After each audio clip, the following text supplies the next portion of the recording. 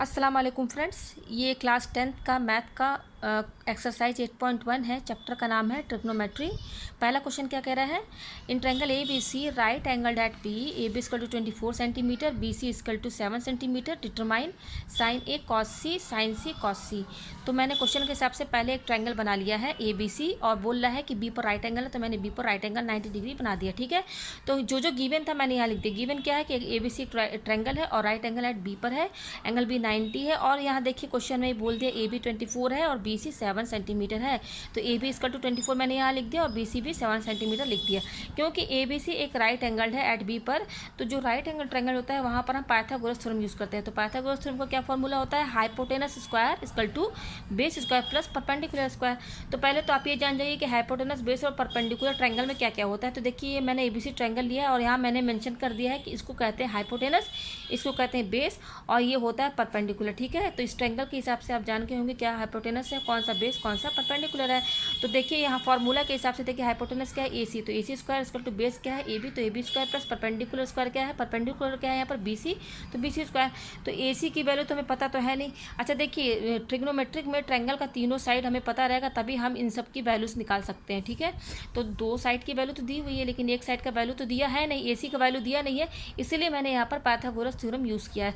इसकी हेल्प से हम ए सी का जो है साइड निकाल लेंगे। तो देखिए यहाँ पर सबकी वैल्यू मैंने पुट कर दी, जो पाइथागोरस थ्योरम का मैंने जो फॉर्मूला लगाया। ठीक है, तो ए सी की वैल्यू दी नहीं हुई, तो ए सी हम ए सी स्क्वायर ऐसे ही हम लिख लेंगे, और ए बी की वैल्यू दी यहाँ पे रख दिया, बी सी की भी वैल्यू मैंने रख दिया। ठीक है, तो A C square equal to ये हो जाएगा 24 इंटू 24 576 प्लस ये हो जाएगा 49, इन दोनों को ऐड करेंगे तो आएगा 625, यानी कि ए सी स्क्वायर हमारा कितना आ गया 625, लेकिन हमें चाहिए ए सी की वैल्यू। तो देखिए जब ए सी की वैल्यू निकालनी होगी तो ये स्क्वायर जब इक्वल टू किधर जाएगा तो ये हो जाएगा अंडर रूट में। ठीक है, तो 625 होगा, तो 625 क्या होता है, यहाँ पर मैंने एक स्टेप लिखा नहीं है, ये देखिए यहाँ पर ये ऐसे होगा, ये 625 जो है ना 25 इंटू 25 के बराबर होता है। ठीक है, तो यहाँ से 25 इंटू 25 इन दोनों को इंटू करेंगे तो 625 आएगा, तो इन दोनों में दोनों पेयर बनना है, तो इसमें से एक 25 हमने निकाल लिया, तो ए सी की वैल्यू कितनी आ गई 25 सेंटीमीटर। ठीक है, तो यानी कि हमें ट्रायंगल का तीनों साइड पता चल गया, दो साइड तो दिया हुआ था, गिवन था ही, तीसरा ए सी नहीं पता था, तो हमने पाइथागोरस थ्योरम की हेल्प से निकाल लिया। ठीक है, तो देखिए तीनों वैल्यू आ गई, तो मैंने यहाँ पर ट्रायंगल में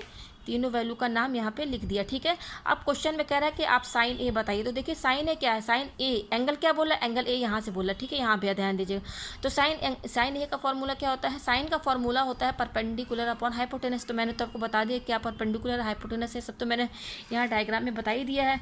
ठीक है, तो जब यहाँ साइन ए आप यहाँ से लेंगे तो इसके इस एंगल के अपोजिट जो होता है ना, इसको कहते हैं परपेंडिकुलर। ठीक है, और हाइपोटेनस क्या होगा, ये सबसे लंबा साइड जो होता है, जो इंक्लाइंड रहता है। ठीक है, जो तिरछा रहता है ना उसको हाइपोटेनस कहा जाता है। ठीक है, तो ट्रायंगल में तो एक तिरछा साइड होता ही है, तो उसको हाइपोटेनस ही कहा जाता है। तो साइन ए का फॉर्मूला होता है परपेंडिकुलर अपॉन हाइपोटेनस, और साइन ए के हिसाब से परपेंडिकुलर क्या है भाई, इस एंगल के अपोजिट क्या है बी सी, और हाइपोटेनस क्या है ए सी, तो बी सी अपॉन ए सी।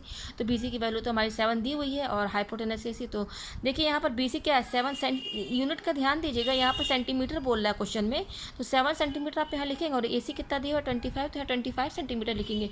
फिर देखिए ये दोनों डिवाइड में है, तो सेंटीमीटर सेंटीमीटर कट जाएगा, तो आंसर होगा 7/25। तो आप सेंटीमीटर लिखना भूलिएगा मत, ठीक है, क्योंकि यूनिट इसमें दिया हुआ है। अच्छा अब क्या बताना, कॉस ए, कॉस ए क्या होता है, बेस अपॉन हाइपोटेनस। तो देखिए कॉस ए, एंगल पर ध्यान दीजिएगा, एंगल ए से बोल रहा है कि आपको कॉस ए निकालना है, तो कॉस ए क्या फॉर्मूला क्या होता है, बेस अपॉन हाइपोटेनस। तो देखिए कॉस ए ये है, तो इस एंगल के हिसाब से बेस ये है, बेस क्या जिस पर ट्रायंगल बना हुआ है, जिस पर ट्रायंगल खड़ा हुआ है। ठीक है, तो ये बेस हो गया, इसको बेस कहेंगे, तो बेस ये होगा। और हाइपोटेनस क्या होता है, ट्रायंगल का जो तिरछा साइड होता है ना उसको हम हाइपोटेनस कहते हैं। तो कॉस ए होता है बेस अपॉन हाइपोटेनस। बेस क्या है हमारा ए बी, और हाइपोटेनस क्या है ए सी, तो ए बी अपॉन ए सी हो गया, और ए बी की वैल्यू क्या है 24 सेंटीमीटर, सेंटीमीटर लिखिएगा ज़रूर, और ए सी कितना 25 सेंटीमीटर। तो देखिए ये सेंटीमीटर और ये सेंटीमीटर कट जाएगा, तो बचेगा क्या 24/25। अब हमें निकालना है साइन सी। अब देखिए पहले तो हम साइन ए निकाल लेते हैं ना, अब साइन सी निकालना है। तो साइन सी निकालने के लिए आप ऐसे कर लीजिए, और यहाँ से साइन सी देखिए, ठीक है, ज़्यादा टेढ़ा काम नहीं, बहुत ईजिली है, बस यहाँ से साइन सी लगाए। तो देखिए साइन सी इस एंगल सी के हिसाब से अपोजिट साइड क्या होगा, ये होगा। ए बी जो कि परपेंडिकुलर है, ठीक है। और हाइपोटेनस क्या है, हमेशा तिरछा साइड होता है, तो सिंपल हो गया, साइन सी क्या हो जाएगा, परपेंडिकुलर अपॉन हाइपोटेनस, तो परपेंडिकुलर हो जाएगा ए बी और हाइपोटेनस ए सी। तो मैंने यहाँ पर लिख दिया sine C equal to perpendicular upon hypotenuse. तो परपेंडिकुलर क्या है, ए बी अपॉन ए सी। देखिए आप यहाँ पे एंगल जब चेंज होगा ना तो परपेंडिकुलर और बेस भी बदल जाएगा, इसलिए इस चीज़ का ख्याल रखिएगा। पहले साइन ए हमने इस हिसाब से परपेंडिकुलर ये था, लेकिन अब जब साइन सी इधर से निकालेंगे आप, साइन सी इस एंगल से, तो इस एंगल से परपेंडिकुलर, तब ये हो जाएगा ए बी, हाइपोटेनस हमारा ए सी रहेगा, ठीक है। तो ये हो जाएगा A B upon A C. तो ए बी की वैल्यू दी हुई यहाँ पे पुट कर दीजिए, तो ये हो जाएगा 24 अपॉन 25, ठीक है। अब आता है कॉस सी। तो कॉस सी भी देखिए, अब यहाँ पर आपको कॉस सी निकालना है एंगल सी से। तो आप ऐसे कर लीजिए, आप देखिए इस एंगल सी के हिसाब से बेस क्या होगा भैया, बेस किसे कहते हैं, जिस पर ट्रायंगल बना हुआ है बेस। तो ये हो जाएगा बेसी, और हाइपोटेनस हमेशा ऑलवेज वही रहेगा। आप किसी भी एंगल से ले लीजिए, हाइपोटेनस वही होगा जो तिरछा वाला रहेगा, बस चेंज होता है बेस और हाइपोटेनस ही बदलता है, ठीक है। जब एंगल चेंज होता है ना, जैसे साइन ए थे, साइन ए जब हमने यहाँ से साइन ए लिया था तो इस एंगल के हिसाब से परपेंडिकुलर ये था, लेकिन जब हमने यहाँ से साइन सी लिया तो परपेंडिकुलर ये हो गया। तो जब एंगल बदलता है तो सिर्फ परपेंडिकुलर और बेस ही चेंज होता है, हाइपोटेनस सेम रहता है, ऑलवेज वही सेम रहता है, ठीक है। तो देखिए कॉस सी के हिसाब से बेस तो हमारा बी सी ये हो गया, और हाइपोटेनस क्या है, ए सी, ठीक है। तो ये हो जाएगा बी सी अपॉन ए सी, ठीक है। तो मैंने यहाँ पे बी सी अपॉन ए सी लिख दिया। बी सी की वैल्यू कितनी है भाई, 7 सेंटीमीटर अपॉन 25 सेंटीमीटर। तो सेंटीमीटर सेंटीमीटर कैंसिल हो गया, तो बचेगा 7 अपॉन 25, ठीक है। तो ये क्वेश्चन आपको पहला तो समझ में आ गया, बहुत ईजी है ये, ठीक है। अब आते हैं क्वेश्चन 2 पर। क्वेश्चन 2 क्या बोल रहा है, इन फिगर ए, ये फिगर ए है हमारा, ठीक है, ये फिगर हमारा ए है। इसे बोला find tan p minus cot R. तो देखिए सबसे पहले हम क्या करेंगे, इसमें गिवन भी क्या क्या दिया हुआ है, पी आर दिया हुआ है इस क्वेश्चन। पहले तो हम एक डायग्राम बनाएंगे, ठीक है। ये डायग्राम दिया हुआ है क्वेश्चन 2 में, ये डायग्राम दिया हुआ है, यहाँ पर वैल्यू भी दी हुई है, ये दोनों गिवन है, वैल्यू पी आर 13 सेंटीमीटर और ये 12 सेंटीमीटर दिया हुआ है, ठीक है। तो सिंपल है, पहले ये देखिए पी क्यू आर के एक राइट एंगल ट्रायंगल, अभी जैसे पहला क्वेश्चन था सिंपल बिल्कुल वैसे ही है, कुछ भी नहीं है इसमें। तो देखिए ये साइड पता है, ये साइड हमें पता है। अब हमें जब ट्रिग्नोमेट्रिक रेशियो पता करनी होती है ना, तो 2 साइड हमेशा दिया रहता है, तीसरा साइड हमें निकालना पड़ता है, क्योंकि ये राइट एंगल ट्रायंगल होता है। ट्रिग्नोमेट्री में जितना भी आप ट्रायंगल पढ़ेंगे ना, वो राइट एंगल ट्रायंगल होगा। तो जहाँ राइट एंगल ट्रायंगल होगा वहाँ हम पाइथागोरस थ्योरम यूज़ करेंगे। तो देखिए पाइथागोरस थ्योरम का फॉर्मूला जो होता है, जो मैंने पहले क्वेश्चन बता दिया, हाइपोटेनस स्क्वायर इक्वल टू, ये बेस है, बी हमने लिख दिया, शॉर्ट में लिख दिया है, base square plus perpendicular square. Perpendicular क्या है, यहाँ पर पी है।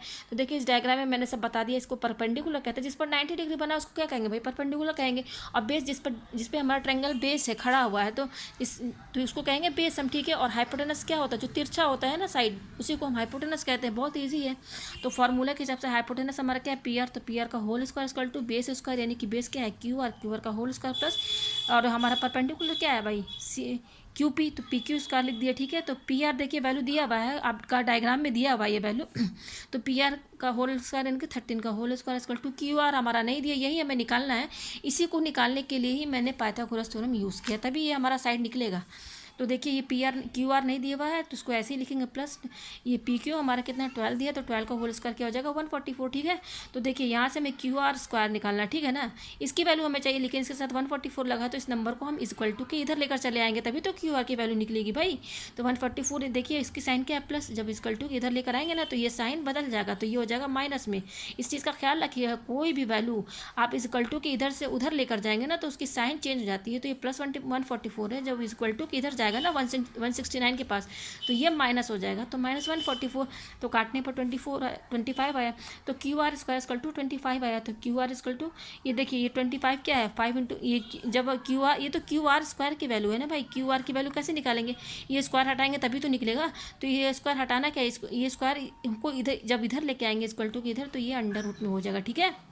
तो आपको अगर ये समझ में नहीं आया ना, देखिए कैसे हटाया मैंने, ये स्क्वायर है ना, देखिए ये 25 है, ध्यान दीजिएगा आप, ये स्क्वायर हटाना है, क्योंकि हमें तो सिर्फ क्यू आर की वैल्यू चाहिए ना, क्यू आर स्क्वायर को तो वैल्यू नहीं चाहिए। देखिए इसको कैसे हटाते हैं मैं आपको बताती हूँ। आप क्या कीजिए, इस पावर में अगर आप 1/2 इंटू करेंगे, तो देखिए 1/2 इधर भी इंटू कर रहे हैं ना, तो इधर भी 1/2 इंटू करेंगे, इसमें भी पावर में भी। अच्छा इसका 24 का पावर क्या है भाई, 1 ही तो है, तो 1 मान लीजिए। तो 1 ये देखिए 2 हटाना है ना, इस क्यू आर स्क्वायर पर जो 2 लगा है इसको कैसे हटाएंगे, जब हम इसके इन्वर्स में 1/2 इंटू कर देंगे तो 2 कैंसिल हो जाएगा, तो क्यू आर हो जाएगा ना, पावर इसका क्यू आर यानी कि पावर इसका 1 हो जाएगा। तो देखिए मैंने कैसे हटाया है ये स्क्वायर, यहाँ पर मैंने क्या किया, इसका पावर 25 है, यहाँ कुछ नहीं है तो इसका पावर 1 माना जाएगा, तो मैंने दोनों साइड के पावर में क्या मल्टीप्लाई किया 1/2। तो इससे देखिए क्या होगा 1/2 जब मैं इसमें इंटू करूँगी तो इसमें भी इंटू करूँगी, तो देखिए ये 2 कैंसिल हो जाएगा, तब बचेगा क्या, केवल क्यू आर ही तो बचेगा। लेकिन यहाँ तो कटने की कोई चीज़ है नहीं, यहाँ तो पावर 1/2 लग गया है, और 1/2 का पावर मतलब क्या होता है भाई, अंडर रूट होता है ना। तो ये तो अब आपको समझ में आ गया होगा कैसे आया है। तो ये 25 हो गया, और 25 क्या होता है 5 × 5 होता है, तो यहाँ से एक पेयर बनता है भाई, स्क्वायर रूट है ना, तो 2 का पेयर यहाँ 1/2 यानी कि 2 का पेयर, मतलब कि 2 नंबर सेम होना चाहिए, तब इसमें से एक निकलेगा, तो एक क्या निकलेगा 5 निकलेगा, तो हमारा यहाँ क्यू आर भी निकल गया। तो देखिए मैंने अब यहाँ दूसरा डायग्राम बनाया, यहाँ मैंने तीनों की वैल्यूज़ लिख दी है। अब आपको क्या निकालना है, tan p। तो देखिए tan p क्या होता है, ये फॉर्मूला को याद करना पड़ेगा। साइन क्या होता है, कॉस क्या होता है, साइन होता है परपेंडिकुलर अपॉन हाइपोटेनस, कॉस होता है बेस अपॉन हाइपोटेनस, और tan p क्या होता है परपेंडिकुलर अपॉन बेस। ये तीनों चीज़ आपको याद करनी पड़ेगी। तो tan p का मैंने यहाँ पर फॉर्मूला लिख दिया। तो देखिए एंगल क्या बोला, tan p मतलब यहाँ से आप देखेंगे, ये देखिए ऐसे, ये tan p है ना, देखिए यहाँ से इस tan p के हिसाब से आपका परपेंडिकुलर क्या होगा भाई, इस एंगल के अपोजिट जो होगा वो क्या होगा परपेंडिकुलर, तो हो गया क्यू आर। और बेस क्या होगा, जिस पर हमारा ट्रायंगल खड़ा हुआ है, बना हुआ है, तो ये हो जाएगा 12, बेस हमारा क्या हो जाएगा पी क्यू हो जाएगा। तो tan p हमारा क्या हो जाएगा, परपेंडिकुलर क्या हो गया क्यू आर, और बेस क्या हो गया हमारा पी क्यू। तो देखिए यहाँ पर मैंने लिख दिया है Q R upon P Q. तो tan p equal to Q R हमारा क्या 5 सेंटीमीटर यहाँ लिखिएगा जरूर, और पी क्यू क्या है 12 सेंटीमीटर मैंने लिख दिया। अब ये सेंटीमीटर ऊपर नीचे दोनों है, तो ये कट जाएगा, तो बचेगा क्या 5/12। अब हमें निकालना कॉट आर। अच्छा कॉट आर क्या होता है हमारा 1/tan r होता है, ठीक है, 1/tan r, और tan का क्या होता है परपेंडिकुलर अपॉन बेस। तो भाई जब इसका आप अपोजिट करेंगे 1 डिवाइड में कर देंगे तो ये तो सीधे बदल जाएगा, यानी कि बेस अपॉन परपेंडिकुलर हो जाएगा। तो कॉट आर का फॉर्मूला क्या होता है बेस अपॉन परपेंडिकुलर, मतलब कि tan का अपोजिट होता है, बिल्कुल उल्टा, ठीक है। अब कॉट आर निकालना, पहले मैंने tan p निकाला था यहाँ से, अब कॉट आर, तो यहाँ देखिए अब यहाँ से निकालेंगे, तो इस एंगल के हिसाब से आपका बेस क्या है क्यू आर, ठीक है ना, और परपेंडिकुलर क्या है, इससे एंगल के अपोजिट क्या है पी क्यू। तो भाई बेस ये हो गया और परपेंडिकुलर ये हो गया, तो मैंने यहाँ पे लिख दिया है Q R upon P Q, यहाँ मैंने लिख दिया इक्वल टू क्यू आर कितना हमारा 5 सेंटीमीटर और पी क्यू कितना 12 सेंटीमीटर। तो ये सेंटीमीटर कैंसिल, तो ये क्या बचा हमारा 5/12 बचा। तो अब हमें क्या निकालना find tan p minus cot R, यानी कि दोनों का माइनस निकालना है। तो tan p हमारा 5/12 आया था, माइनस कॉट आर की वैल्यू भी इतनी आई है, तो ये कट के 0 हो जाएगा, यानी कि इसकी वैल्यू हमारी 0 आई। अब हम आते हैं क्वेश्चन 3 पर। क्वेश्चन 3 क्या बोल रहा है, if sine A equal to 3/4 calculate cos A and tan A. देखिए इस क्वेश्चन में गिवन दे दिया है साइन ए इक्वल टू 3/4, यानी कि साइन क्या होता है हमारा, इसका फॉर्मूला क्या होता है परपेंडिकुलर अपॉन हाइपोटेनस, यानी कि परपेंडिकुलर की वैल्यू यहाँ 3 दे दी और बेस की वैल्यू दे दिया गया। तो देखिए मैंने इसके हिसाब से ये लिख दिया है यहाँ पर, साइन ए क्या होता है परपेंडिकुलर अपॉन हाइपोटेनस। तो पहले तो मैं एक ट्रायंगल बनाऊंगी, तो साइन ए यानी कि एंगल ए मैंने यहाँ दिया, तो ये बी और सी मान लीजिए, ठीक है ना। उसके बाद देखिए साइन ए का परपेंडिकुलर अपॉन हाइपोटेनस होता है यानी कि ये 3/4 दिया हुआ है, तो 3 क्या है भाई परपेंडिकुलर है ना, यानी कि बी सी हो गया, तो बी सी मैंने 3 लिख दिया। और 4 क्या बता रहा है, ये हाइपोटेनस की वैल्यू दी हुई ना, क्योंकि गिवन है दिया हुआ है, तो हाइपोटेनस 4 यानी कि ए सी इस नंबर के हिसाब से यहाँ पर हम वैल्यू लिख देंगे, ठीक है ना। ए सी 4 हो गया, तो ये हाइपोटेनस 4 है, तो मैंने यहाँ पे लिख दिया, ठीक है। अब देखिए क्या किया मैंने, यहाँ देखिए मैंने सब लिख दिया, ठीक है। साइन ए क्या है बी सी अपॉन ए सी, ये लिख दिया, बी गिवन दिया हुआ इसके हिसाब से मैंने वैल्यू यहाँ लिख दिया। अच्छा ये राइट एंगल ट्रायंगल है, ठीक है ना। तो अब आप कहेंगे भाई इसमें तो बोला तो नहीं है कि राइट एंगल ट्रायंगल है, लेकिन नहीं, ट्रिग्नोमेट्रिक में ट्रायंगल हमेशा 90 डिग्रीज के ही होते हैं, तभी जो है सारे वैल्यूज़ निकलते हैं, ठीक है ना। तो ये राइट एंगल ट्रायंगल ही है, ठीक है। अब ए बी सी क्या राइट एंगल ट्रायंगल है, और किस पर बनना है बी पर 90 डिग्री, तो अब ये वैल्यू तो हमें पता है नहीं, ठीक है। तो हम फिर वही अप्लाई पाइथागोरस थ्योरम यूज़ करेंगे। तो पाइथागोरस थ्योरम का फॉर्मूला तो मैंने बता दिया पहले दूसरे क्वेश्चन में, तो उस हिसाब से क्या हो गया ए सी का होल स्क्वायर, ये हाइपोटेनस का square equal to this square plus this square हो गया। तो यहाँ पे मैंने देखिए हाइपोटेनस कितना दिया 4 का whole square equal to A B, तो हमें पता करना है, तो ए बी स्क्वायर वैसे ही रहेगा, प्लस परपेंडिकुलर हमारा 3 दिया, तो 3 का होल स्क्वायर, तो ये हो जाएगा 4 4 16 equal to A B square plus, और ये हो जाएगा 9। तो हमें तो भाई ए बी स्क्वायर की वैल्यू चाहिए, तो 9 को हम इधर लेकर आएंगे, तो 9 क्या है प्लस में है, तो जब इक्वल टू किधर आएगा तो क्या हो जाएगा -9 हो जाएगा, तो इसलिए मैंने यहाँ 16 - 9 लिख दिया। तो A B square equal to कितना आया हमारा 7 आया, इतना आया। तो अब हमें तो ए बी की वैल्यू चाहिए, तो ये स्क्वायर जब हटाएंगे इक्वल टू किधर जाएगा तो ये अंडर रूट में हो जाएगा, ठीक है ना। तो ए बी इक्वल टू कितनी वैल्यू आई √7। अब मैंने देखिए ट्रायंगल बना के तीनों की वैल्यू यहाँ पर लिख दिया। अब हमें क्या निकालना कॉस ए, तो देखिए कॉस ए क्या होता है बेस अपॉन हाइपोटेनस, तो देखिए कॉस ए एंगल यहाँ से देखिएगा, कॉस ए यहाँ पर देखिए इस एंगल के हिसाब से बेस क्या होगा हमारा, ये होगा भाई √7, और हाइपोटेनस क्या है जो तिरछा होता है ट्रायंगल में उसको हाइपोटेनस कहते हैं, तो ये 4 हो गया। तो बेस अपॉन हाइपोटेनस यानी बेस कितना है ए भी, और हाइपोटेनस कितना है ए सी, तो A B upon A C, तो ये हो जाएगा √7/4 का आंसर 4, ये आंसर हो गया कॉस ए। अब क्या बोल रहा है tan ए की वैल्यू निकालिए, तो tan ए क्या होता है हमारा फॉर्मूला परपेंडिकुलर अपॉन बेस। तो देखिए इस एंगल के हिसाब से हमारा परपेंडिकुलर क्या होगा, इसके अपोजिट क्या है हमारा परपेंडिकुलर बी सी हो गया, और बेस क्या हो गया ए बी हो गया, तो B C upon A B, तो बी सी कितना है 3 और हमारा बेस कितना है √7, तो ये आंसर हो गया। तो यही वैल्यू हमें निकालनी थी। तो ये 3 क्वेश्चन मैंने अपना बनाया है इसका सॉल्यूशन। नेक्स्ट जितने क्वेश्चन बचे हुए हैं मैं नेक्स्ट वीडियोस में बनाऊंगी, आप लोग देख लीजिएगा ज़रूर।